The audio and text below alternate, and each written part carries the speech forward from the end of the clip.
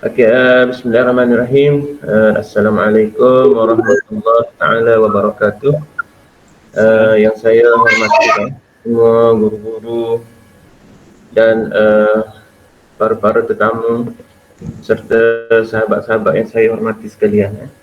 InsyaAllah pada pagi ini kita akan ada satu kelas iaitu kelas tajwid yang akan dipimpin oleh Ustaz Khairuddin di bawah tajuk pengenalan ilmu tajwid dan huruf hijaiyah. Dan insya-Allah saya rasa saya tak nak bercakap panjang lah. Jadi sekarang ni bersama saya alhamdulillah ramai 30 orang cikgu yang menyertai kelas pada pagi ini. Ya.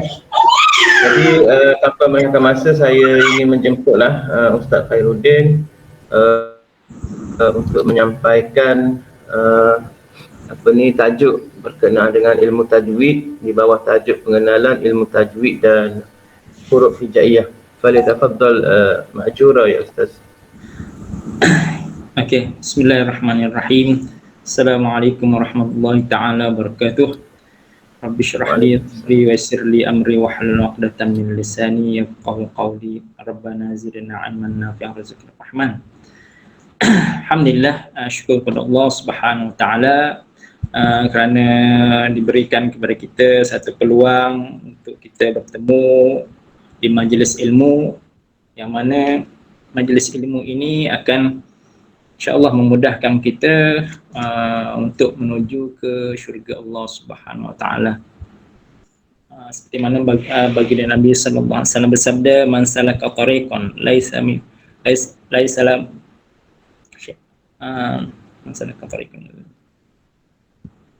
salaka tariqan ilal ilmi sahalallahu lahu ilal jannah. Mana siapa yang menempuh satu jalan ke majlis ilmu, Allah Ta'ala, nescaya Allah Ta'ala akan memudahkan dia ke syurga Allah SWT. Alhamdulillah. InsyaAllah pada pagi Jumaat Mubarak pagi ini insyaAllah kita akan ulang kaji balik insyaAllah, kerana bukan nak ajar ilmu baru. Antum semua dah tahu insyaAllah, dan ada yang lebih afdal pun daripada ana untuk cerita bab-bab tajwid ni insyaAllah. Jadi kita berkongsi maklumat, berkongsi ilmu. Kalau ada kesilapan, tolong perbetulkan anak-anak kembali insyaAllah. Jadi insyaAllah dalam masa sejam ni, insyaAllah tak lebih insyaAllah masa sejam ni kita akan ulang kaji balik berkenaan dengan ilmu tajwid daripada asas, supaya mana yang dah tahu dia akan tahqiq, semakin tahu, dan yang masih lagi beginner insya-Allah dia akan mengetahui insya-Allah. Jadi bismillahirrahmanirrahim, itu pengenalan ilmu tajwid ilmu berkenaan dengan bagaimana membaca Al-Quran Al-Karim dengan betul. Okey, seperti ada slide tu on the way insya-Allah. Ada masalah teknikal. Yang baca kat sini. Tarif ilmu tajwid iaitu dari segi lughah bahasa, iaitu memperelokkan sesuatu.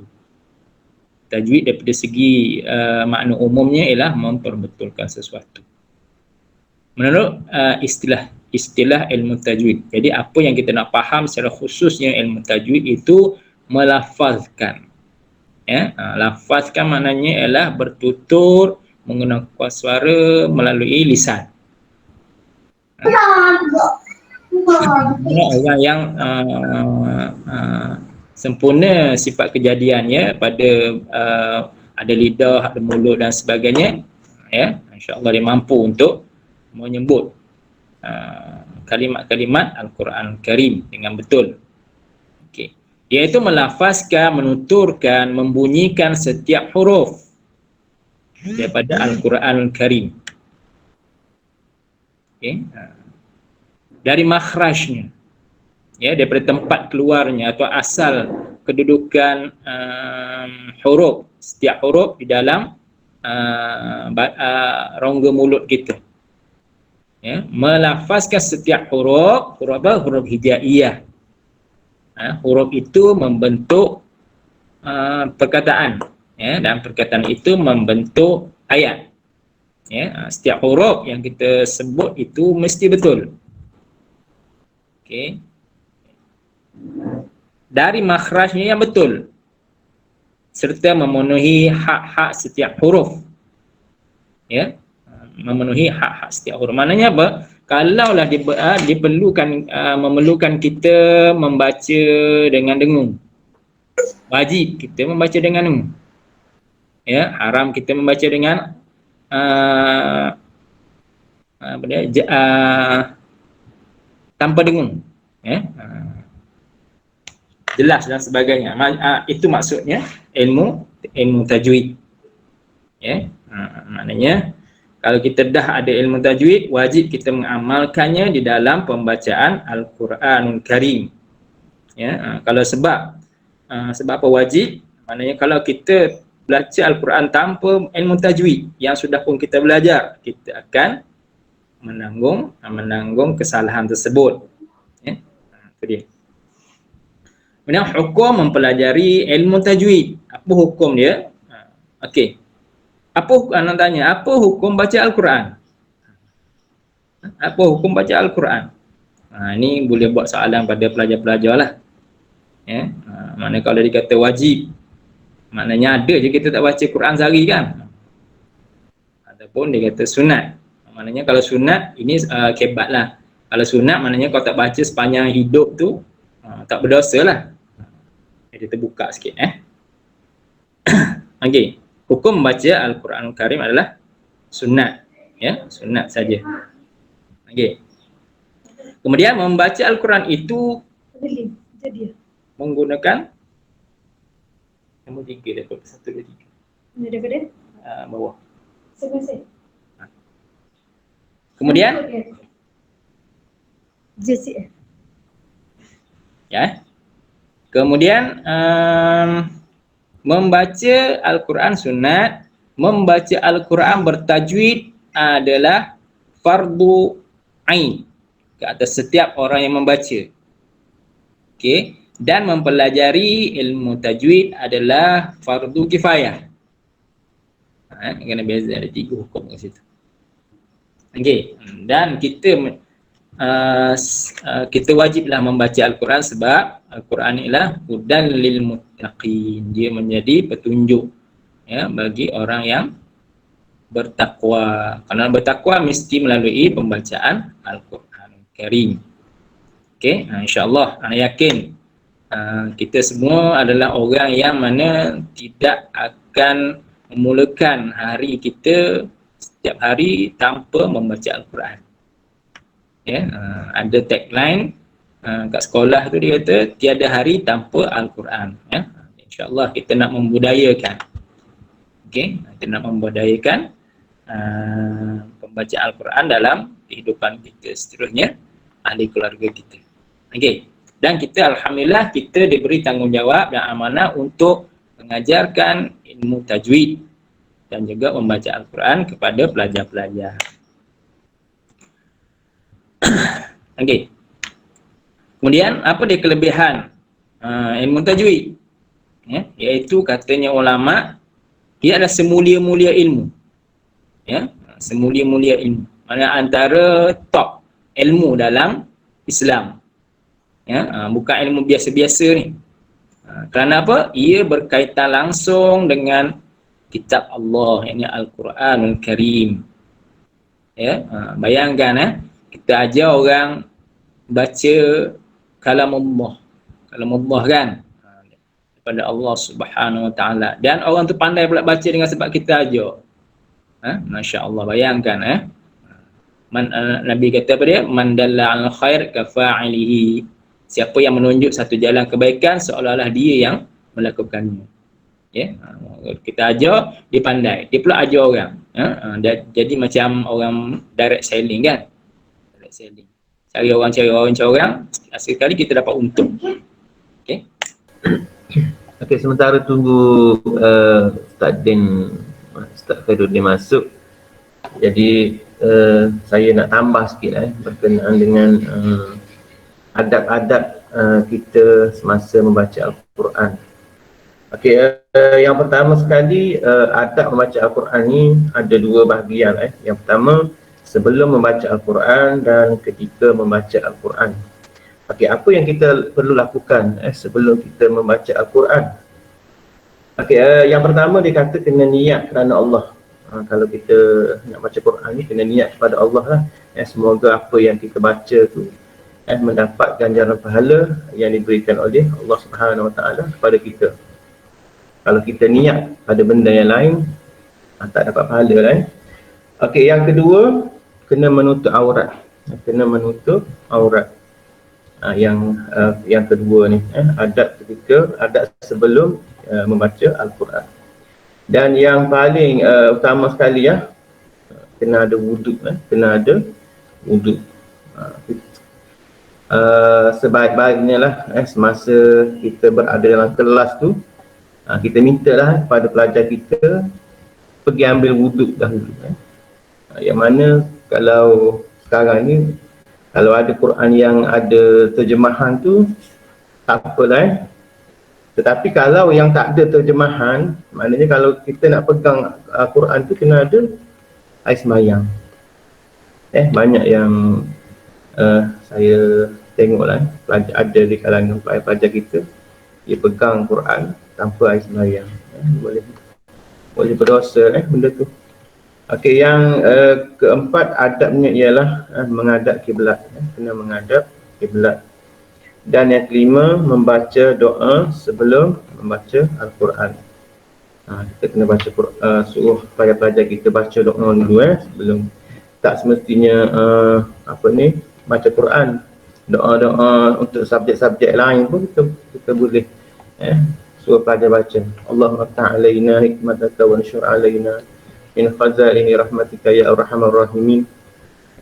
Rabbi shrah li sadri wa yassir li amri wahlul 'uqdatam min lisani yafqahu qawli. Dah kita baca itu.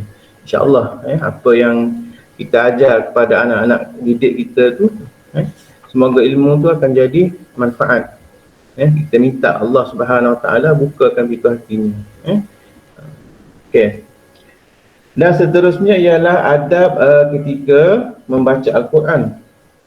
Ni dia ada adab juga ketika membaca Quran. Yang pertama dia kata membaca isti'azah.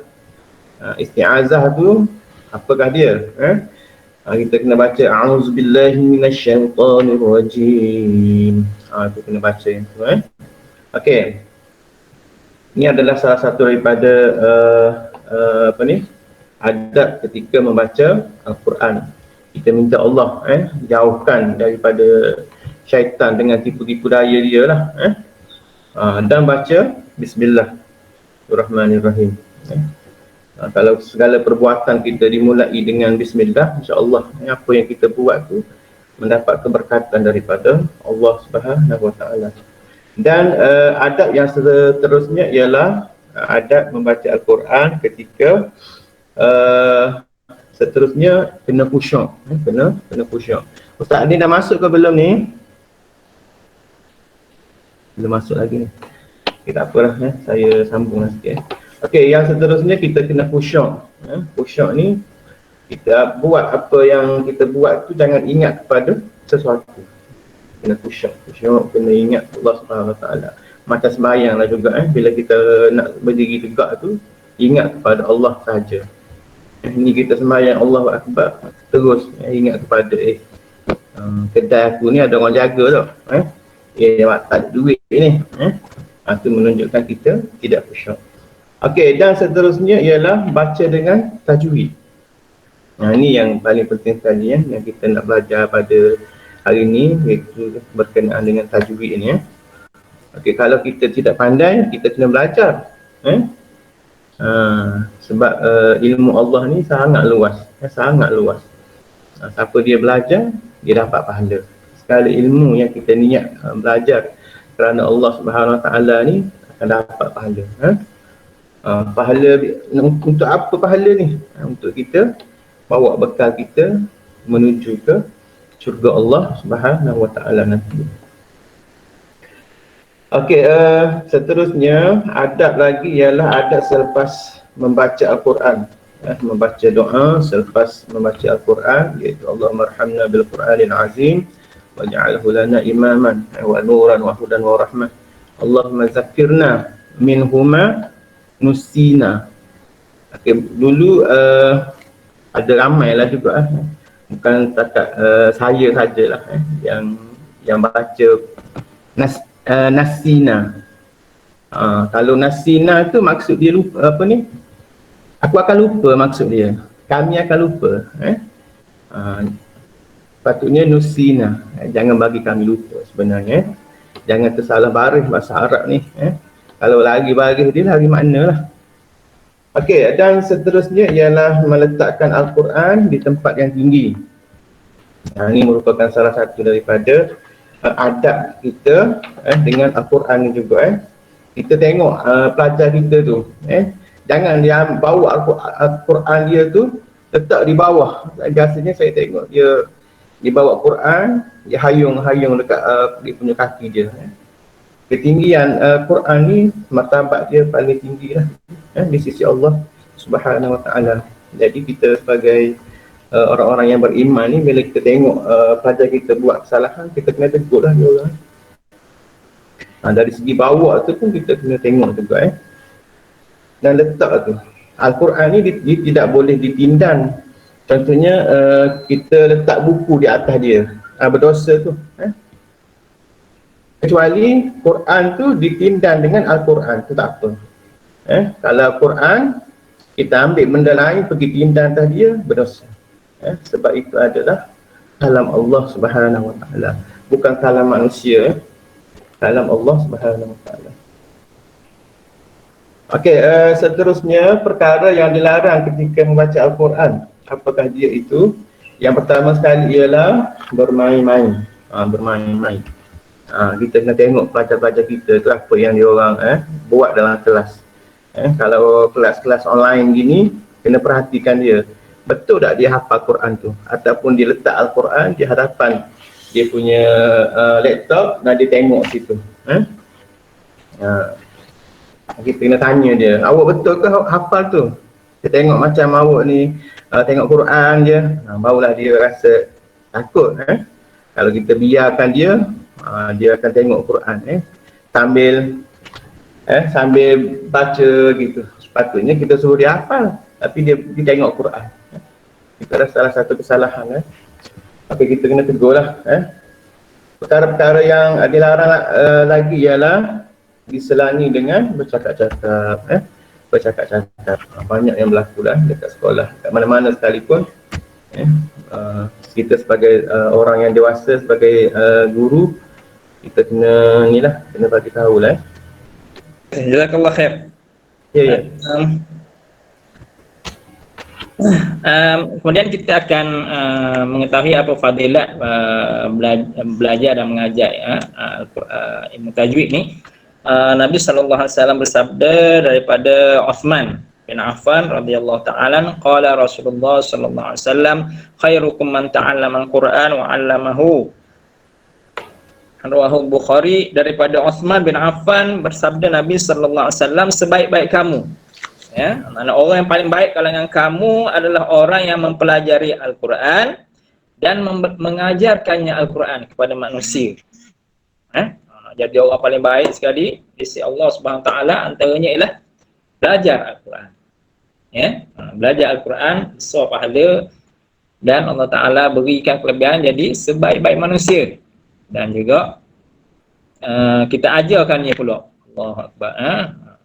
Itu tersyarat nak jadi orang yang baik di sisi Allah Subhanahu Taala. Insya-Allah kalau kita sentiasa bergelumang dengan Al-Quranul Karim, iaitu Al-Quran berada dalam hati kita, dan kita ajar pula ilmu Al-Quran kepada orang lain, besar pahala di sisi Allah Subhanahu Wa Taala. Itu yang kita nak. Dan juga Al-Quran ni juga dia menjadi syafaat kepada kita. Yang pertama sekali dalam kubur. Sebab tu kita kena suka Al-Quran, suka baca, suka hafal, suka tengok makna, suka amalkan dia.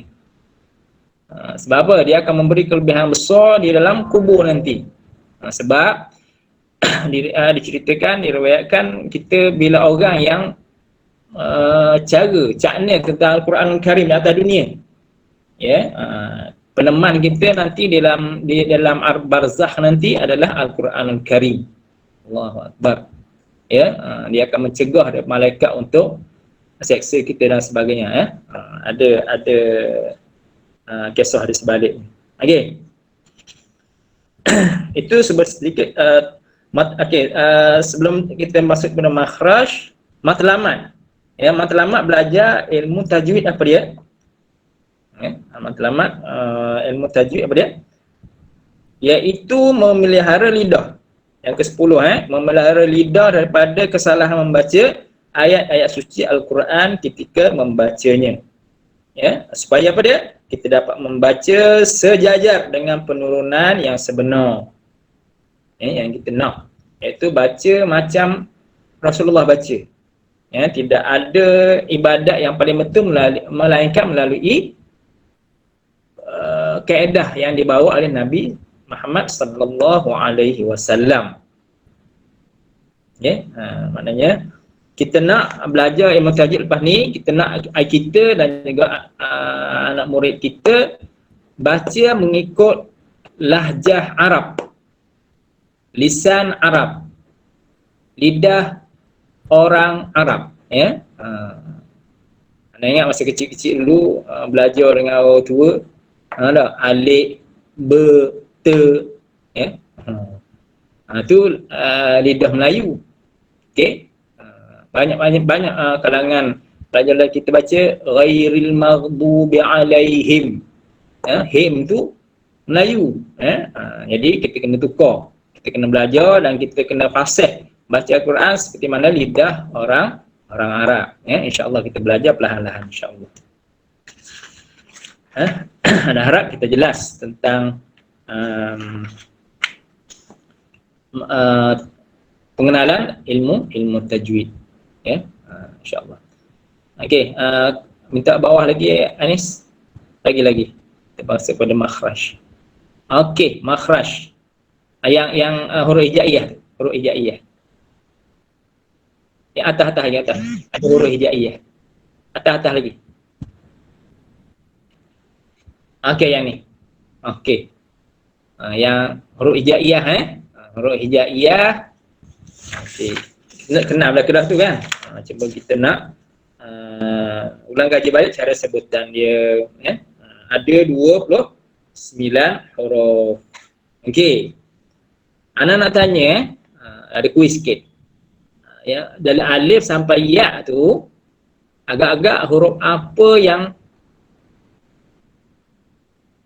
tak sepatutnya ada dalam tu?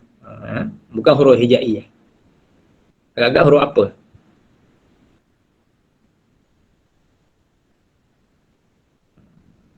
Okey. Agak-agak huruf apa?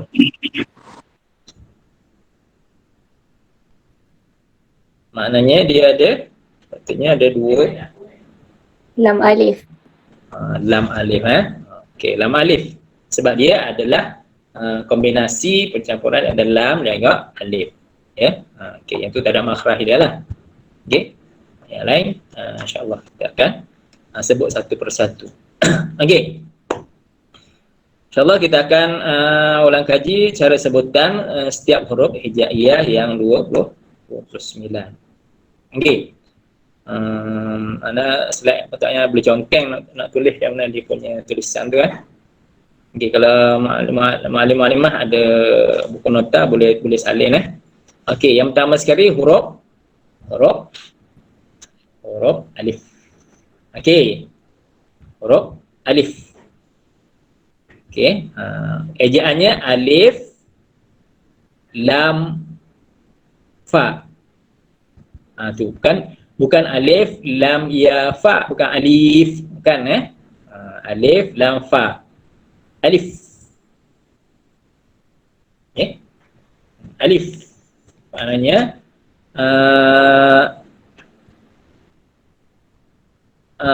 cara sebutannya alif.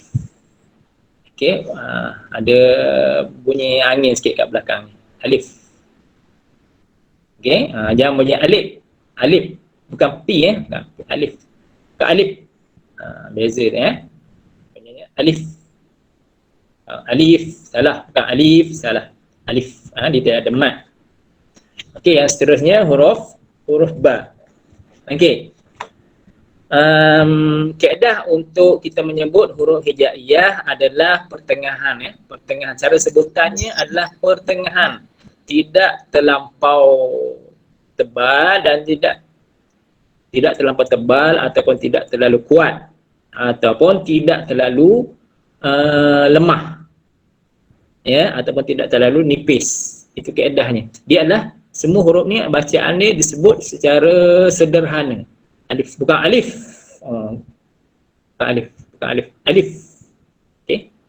Bukannya alif atau lemah ataupun kuat. Alif. Sudah. Alif. Okey. Kalau yang tak faham boleh ana ulang, boleh bagi tahu ya. Kemudian seterusnya huruf ba. Baun. Ejaannya baun. Okey. Ba, alif, hamzah, tanwin. Baun. Okey, maknanya kita letak dua bibir kita berjumpa dua bibir kita bertemu. Ba. Okey.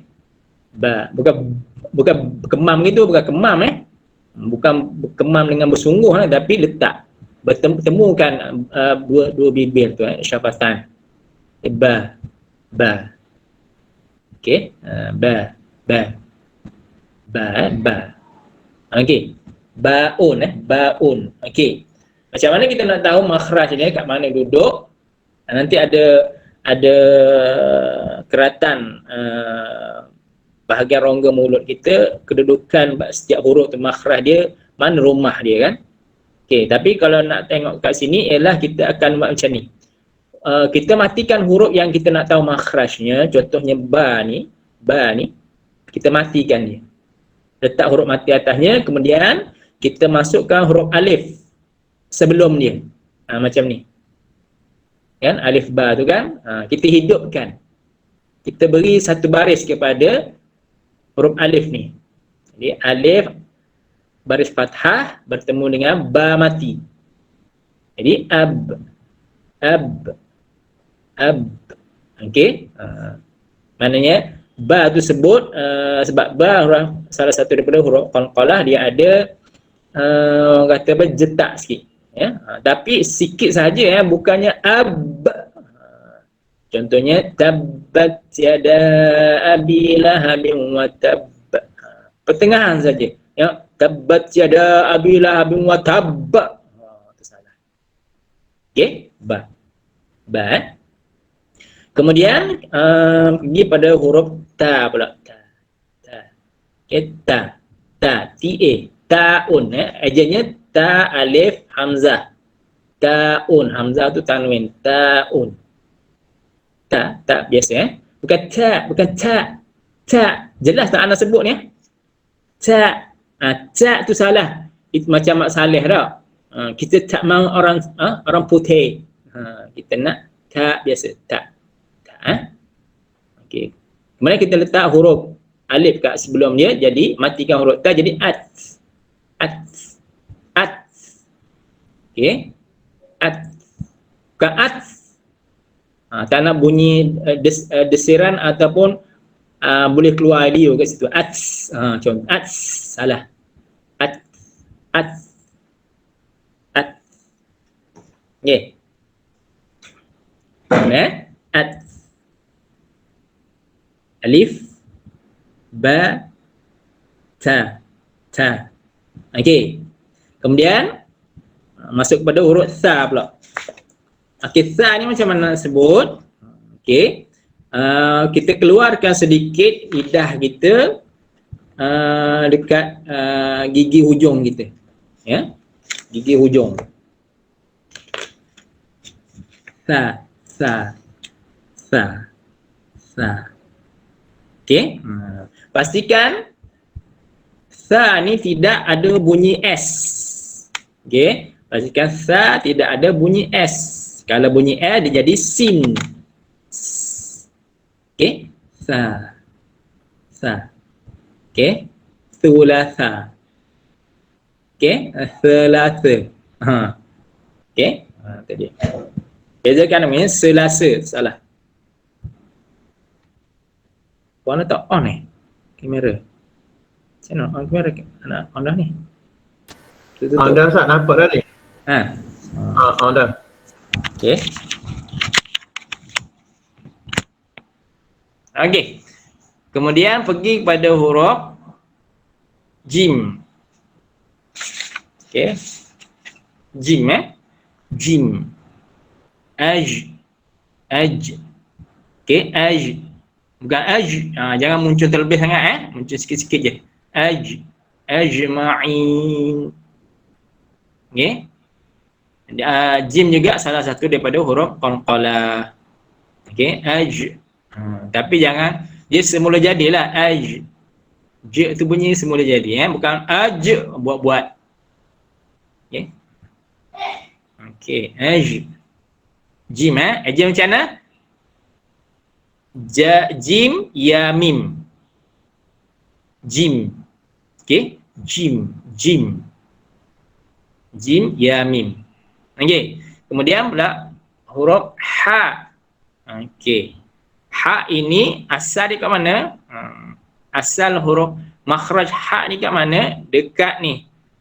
Bahagian kerong ni, leher kita ni, di bawah sekali. Dekat dada ni. Ha.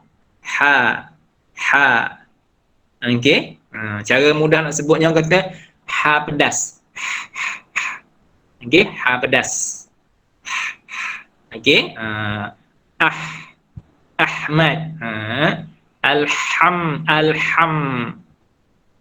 Okey. Okey. Okey, bunyi kat sini ha akhir sekali. Okey, dia main pada dada. Sadr. Ih. Cara kita nak detect makhrajnya asal pada mana. Okey, kemudian huruf kha. Okey, kha. Akhladah kan. Cara nak menunjuk huruf kha adalah kalau kita nak mudahnya ialah dia duduk kat sini, dekat ni. Kalau belajar hukum fiqh, had qah keluar kan, had qah keluar kat situ. Kha, ikh, okey, apa kata pertengahan pertengahan. Bukan pertengahan di awal kerongkong. Okey. Tu. Okey. Kemudian kita bagi huruf dal pula. Okey, huruf dal. Dal ni bukan cara nak sebutnya macam huruf D. Okey, dia lembut. Dal. Okey. Dakhala. Da. Kada. Da. Macam mana ni, Bu? Da. Okey, dia tekan pada gigi pada gigi antara gigi dengan gusi tu. Da. Ad. Okey. Ad. Ad. Ka'ad. Salah. Dia salah satu daripada huruf qalqalah juga, tapi dia lembut Ad. Okey, kemudian masuk pada huruf zal. Dal ni disebut aja macamnya dal alif lam dalun. Okey. Abdu bukan abdu. Okey. Kemudian huruf zal pula. Zal. Za alif lam. Okey, itu lembut. Allazi. Okey, zal.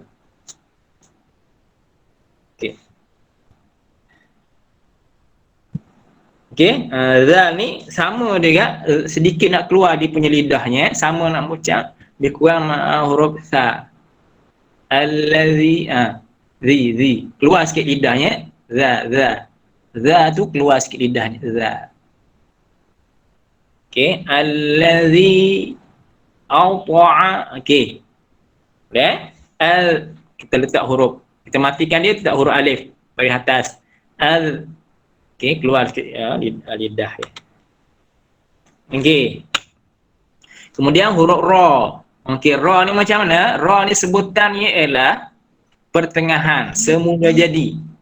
Okey, ra tidak dibuncungkan hurufnya. Okey. Sebab dia huruf lisan, huruf lidah. Ra. Bukan ra, bukan salah. Ataupun tak bunyi langsung. Di pertengahan. Bunyi getarannya adalah semenjadi ra. Ar-Rahman, Ar-Rahman. Ada getaran tu okeylah. Tapi jangan getaran terlalu tebal. Ar-Rahman. Tu tak boleh. Okey, ir, ur, ra, ra. Okey, kemudian huruf zai. Okey, zai ni kalau za lidah keluar, kalau zai lidah ke dalam. Dan tak keluar daripada gigi tu. Zai, zal. Iza zulzila, kan? Iza keluarkan lidah, iza zulzila. Okey, pastikan zal tu tidak zai itu tidak terkeluar lidah daripada gigi. Ya, dia duduk dalam mulut Bezakan antara zal keluar, zal tak keluar lidah dia. Okey? Namanya huruf tafasyi, kan? Tafasyi. Kemudian pergi kepada huruf sin. Huruf sin. Okey, sin. Bunyi as. S kena ada bunyi as. Berdesir as. Sin. Sin ya nun. Sinun. Maknanya gigi nampak. Sinun. Penting muallim-muallimah untuk kita sebut mulut tu kena buka lah. Ya, yang tak nampak gigi sin tu. Sinun. Si. Bis. Okey? Bis. Kan bis, best tak boleh Bis. Okey.